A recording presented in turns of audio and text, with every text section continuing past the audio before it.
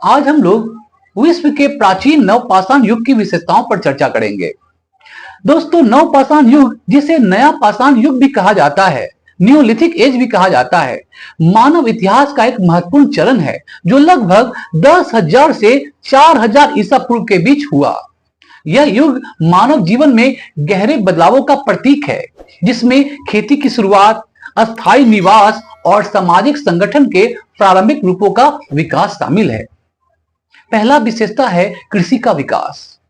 नवपाषाण युग की सबसे महत्वपूर्ण विशेषता कृषि का आविष्कार था। इस युग के लोगों ने अनाजों की खेती करना शुरू किया, जैसे गेहूं, जौ और चावल। इसके अलावा वे फलों और सब्जियों की खेती भी करते थे। कृषि के आविष्कार ने मानव समाज को खानाबदोश जीवन से अस्थायी निवास की ओर मोड़ दिया, जिससे उन्हें अपने भोजन के स्रोत को सुरक्षित रखने का अवसर मिला। इससे समाज में खाद्य सुरक्षा, फूड सिक्योरिटी और आबादी में वृद्धि हुई। दूसरा विशेषता, पालतू जानवरों का उपयोग, डोमेस्टिकेशन ऑफ एनिमल्स। इस युग में लोगों ने जानवरों को पालतू बनाना शुरू किया, जैसे कि कुत्ते, बकरी, भेड़ और गाय। इनको लोग जंगलों से उठा कर ले आए और पालना शुरू किए। ये जानवर न केवल भोजन और वस्त्र के लिए उपयोग किए जाते थे, बल्कि खेती के कार्यों में भी सहायक थे। पशुपालन ने लोगों को दूध, मांस और अन्य प्रोडक्ट का लगातार आपूर्ति दी, सप्लाई दिया, जिससे उनके जीवन में स्थिरता आई, स्टेबिलिटी आई। तीसरा विशेषता, औजारों और उपकरणों का विकास। नवपाषाण युग में पत्थर के औजारों का उपयोग अत्यधिक क्लियरिटी से हुआ, डेवलप्ड हुआ।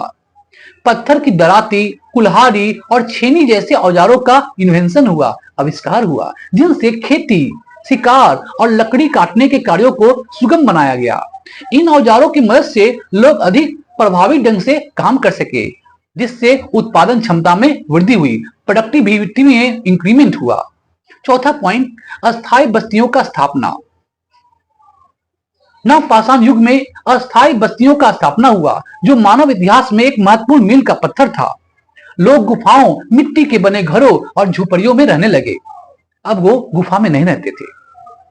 इनमें से कई बस्तियां नदी घाटियों के पास स्थित थी, जहां जल और उपजाऊ भूमि की उपलब्धता अधिक थी। इसलिए वो लोग नदी के किनारे, समुद्र के किनारे ही रहना शुरू कर दिए। अस्थायी बस्तियों के कारण सामाजिक संगठन, व्यापार और सांस्कृतिक विकास को बढ़ावा मिला। पांचवा विशेषता, सामाजिक संगठन और धर्म, सोशल ऑर्गेनाइजेशन और रिलीजन। नवपाषाण युग में सामाजिक संगठन का विकास हुआ, सोसाइटी का निर्माण हुआ। लोग अब छोटे छोटे समूहों में नहीं रहते थे, बल्कि बड़े कम्युनिटी में, समुदायों में एकत्रित हो गए।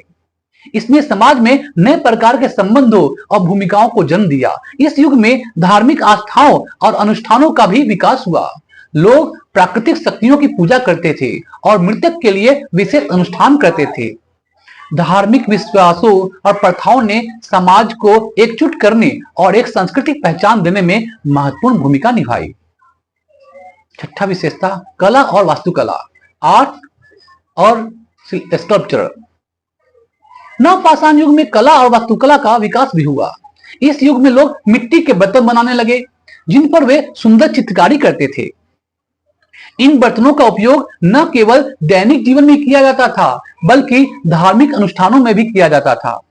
इसके अलावा नवपाषाण युग के लोग मेगालिथिक, विशाल पत्थरों से बने स्मारकों का भी निर्माण करते थे, जो उनके धार्मिक और सामाजिक जीवन के प्रतीक थे। सातवां पॉइंट, वस्त्र निर्माण, कॉटन टेक्सटाइल का निर्माण। इस युग में लोगों ने वस्त्र बनाने की तकनीक विकसित की। वे कपास, भेड़ के ऊन और अन्य प्राकृतिक सामग्रियों का उपयोग करके वस्त्र बनाते थे, कपड़े बनाते थे। वस्त्र निर्माण ने न केवल उन्हें मौसम की कठिनाइयों से बचाया, ठंड से बचाया, बल्कि यह उनकी सामाजिक पहचान का भी एक हिस्सा बन गया। आज हम लोग जो सुंदर सुंदर कपड़े पहनते हैं, इसका फीलिंग वहीं से शुरू हुई। नवपाषाण युग मानव इतिहास का एक ऐसा युग था जिसने समाज, संस्कृति और अर्थव्यवस्था के क्षेत्रों में गहरे और अस्थायी बदलाव लाए। यह युग मानव सभ्यता की नींव रखने में सहायक था, जिससे आगे चलकर जटिल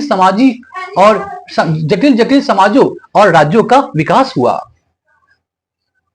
दोस्तों, ये वीडियो आपको कैसा लगा? आशा करता हूं इस वीडियो के द्वारा आप नवपाषाण युग की विशेषताओं को समझ पाए होंगे। अगर आपको यह वीडियो पसंद आया हो तो इसे लाइक और शेयर करना ना भूले, और हां, हमारे चैनल को सब्सक्राइब भी जरूर करें।